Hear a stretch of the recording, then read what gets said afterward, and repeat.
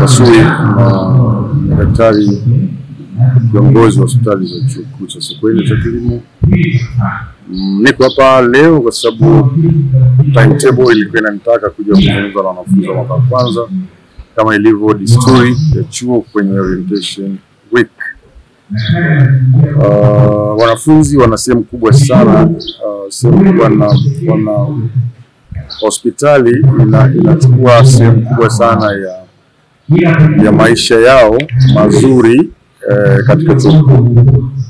Kwa hiyo umuhimu huo ni mkubwa kwa kutizama hilo, basi tunapaswa kuja kuongea nao, kuwapa ufahamu kuhusu Sokoine University kama university zingine kubwa nchini zina maeneo ya sekta ya afya na ukubwa wake, uwezo wake kwa maana ya staffing na services tunazotolewa kwenye eneo hilo.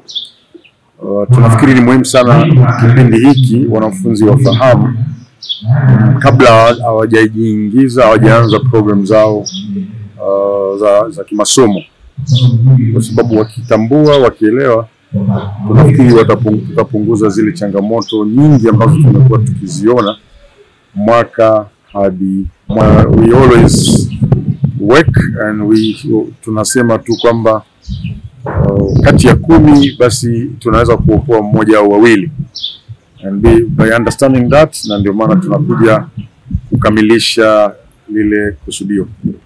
Kwa hiyo mimi nilikuwa nawapitisha kwenye eneo hilo.